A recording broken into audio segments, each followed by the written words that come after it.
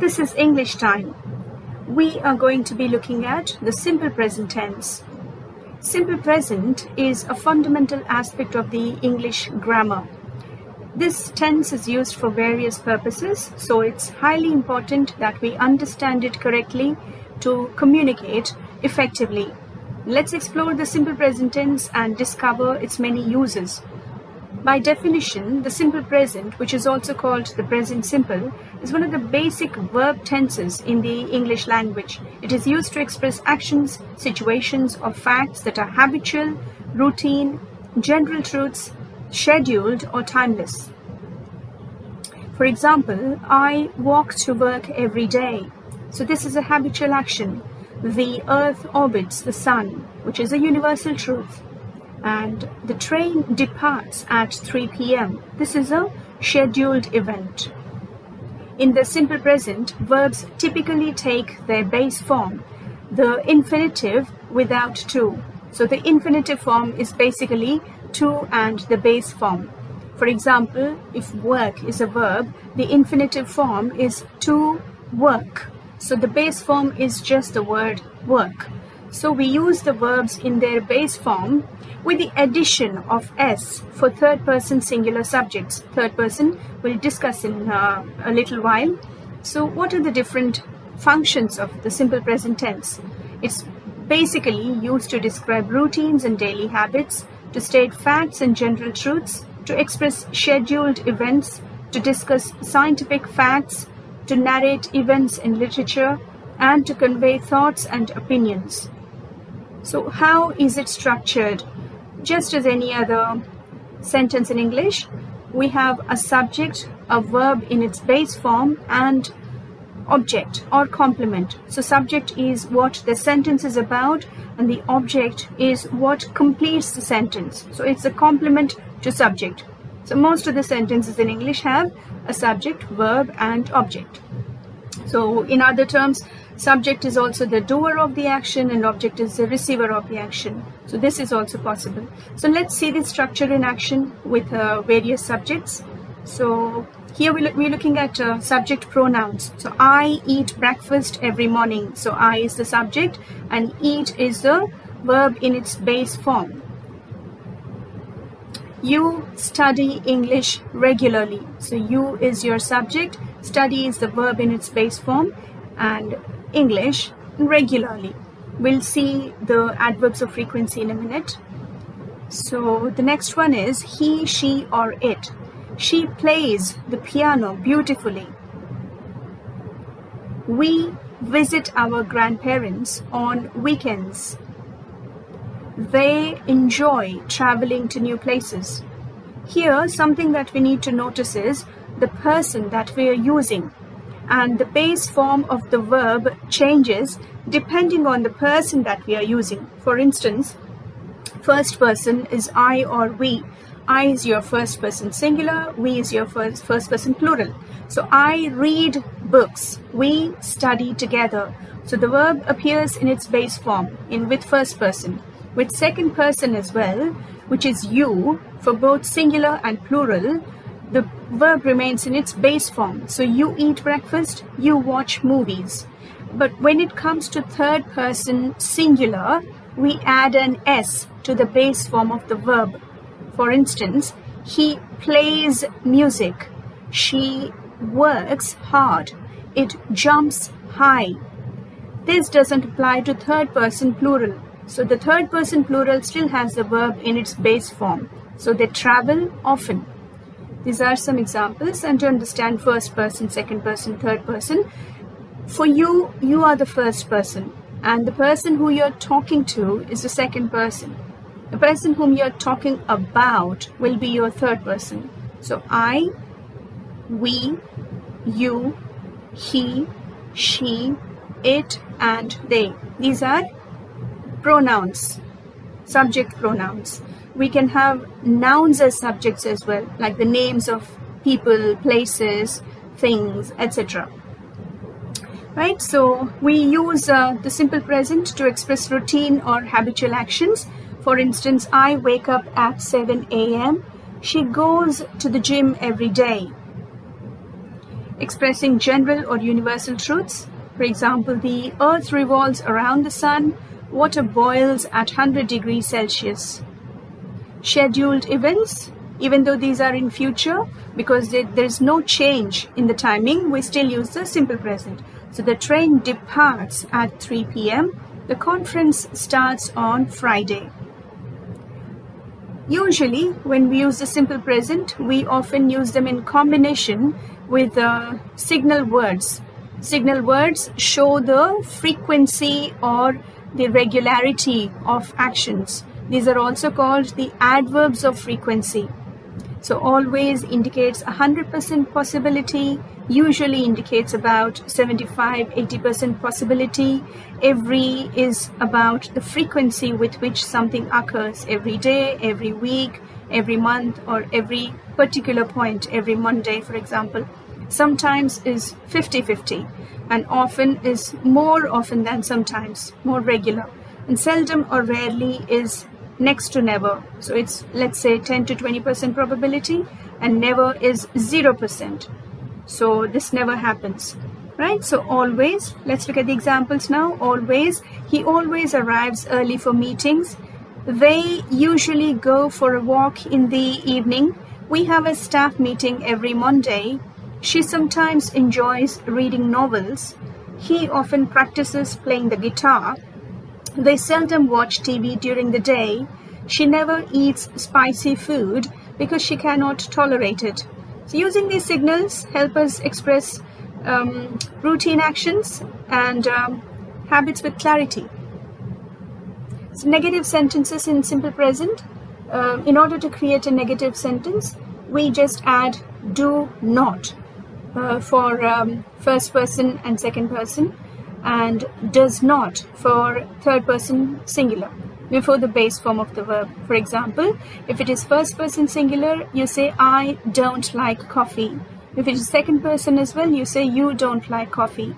But if it is a third person like he, she, or it, and if it is singular, so she doesn't speak Spanish, right? And with third person plural again, it will be they don't speak Spanish, right? Go to the next one. So questions. How do we form questions in simple present? We use do or does at the beginning of the sentence, and this is followed by the subject and the base form of the verb. So for example, do you speak English? This is second person singular actually. So do you speak English? Does he play the guitar? So he is a third person, so the do becomes does. Here we add es. Do becomes does. This allows us to express negative statements and ask questions using the simple present tense, and this is very useful for communication. Right, some other uses of simple present, and this is not an exhaustive list. As we go along, we'll realize that the simple present is used in about 20 to 30 different situations. So if you have any other situations in mind, people, you can always post in the comments box. That will be much appreciated. So other uses of simple present is to express opinions and beliefs. For example, I believe in the importance of education. So I is your first person singular. Believe is the verb in its base form, and the object is the importance of education. So reporting facts and news. The company announces a new product. So the company is your third person, and it's a subject noun, and it announces, because it is a third person, you're adding an s to the verb. So the company announces a new product. Historical events, when you're narrating, when you're describing somewhere, so you say that, for example, the Titanic hits an iceberg and sinks in 1912. That T should have been capital T, Titanic, because it's a proper noun. This is a subject noun. So the Titanic hits an iceberg and sinks in 1912. Right? So it was past, but we still use the simple present. Narratives, when you're talking about a story, setting, you say the story begins with a young hero setting out on a quest. Okay, so narratives.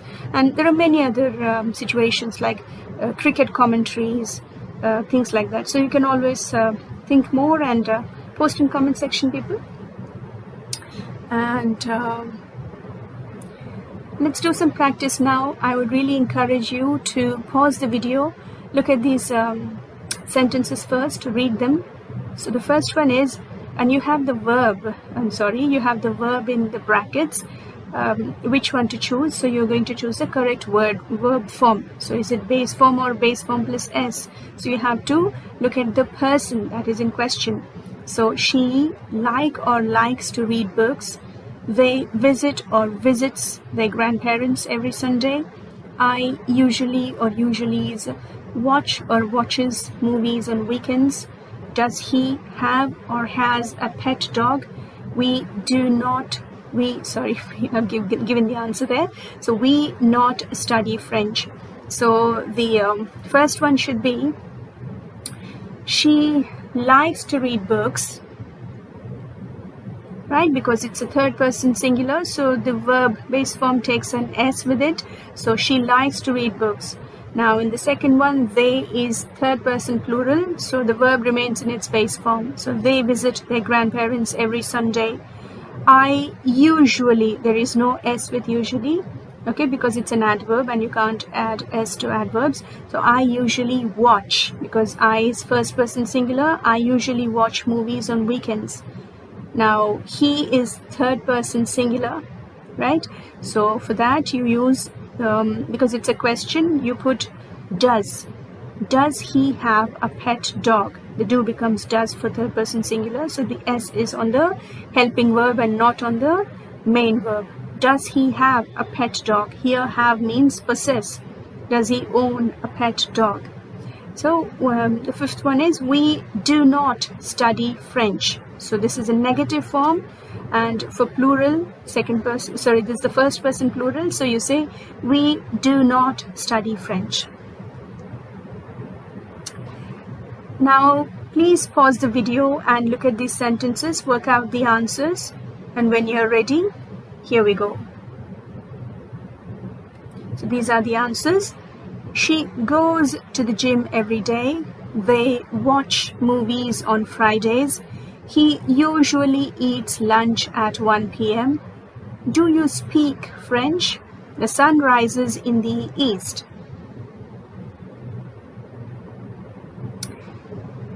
Exercise number 2. Please pause the video and work out the answers.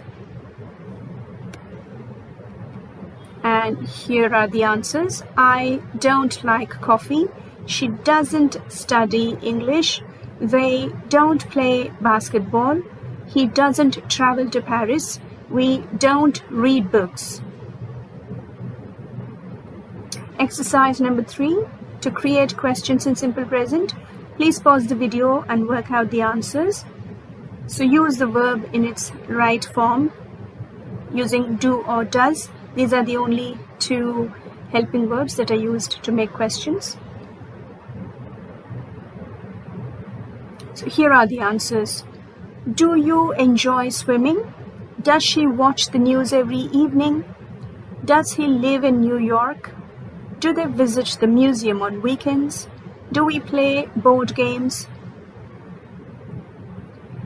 Right, so that was about the simple present. Now, if people don't understand the structure properly, they end up making mistakes in simple present, which is very common with beginners. So let's see some common mistakes and how to avoid them. So people fail to use the extra s with the base verb for third person singular. So what should you do? For example, if the sentence is she work, okay, she go to work, so that's wrong because go is in its base form and that should be added to s. So she goes to work, you have to add an s to the verb go. She goes to work. Now overusing s with non-singular subjects. For example, if someone likes ice cream, you say they like ice cream. You cannot say they likes ice cream. So they is your third person plural. So plural does not take the s. Now incorrect word order. People don't know how to form a question in simple present. So they say you like pizza or like you pizza. Okay, so what should you say? The do comes before the subject. So you say do you like pizza? So the do plus the subject, which is a pronoun, and then followed by the base verb and then the object. So do you like pizza? negative could be, don't you like pizza, for example. Okay, and some people omit the do or does altogether in questions. So you like coffee? That's an informal way, even though it makes it clear for the people to understand. That's not the right way to form questions. So what you should be saying is, do you like coffee? Right? The do should be there.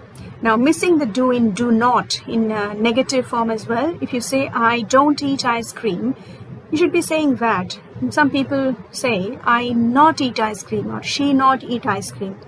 She not eats ice cream. That's all wrong. So what should you say? I do not eat ice cream. Right?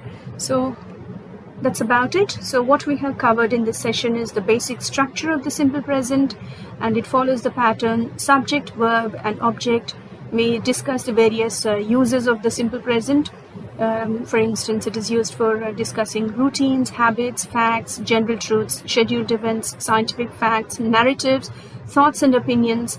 And we also looked at some signal words in which are used in combination with the simple present sentences most often, and negative and questions, how to form negative sentences and questions in simple present. And we also looked at some common mistakes in simple present tense. So that's the end of this video. Thank you for watching, and if you like this video, please hit the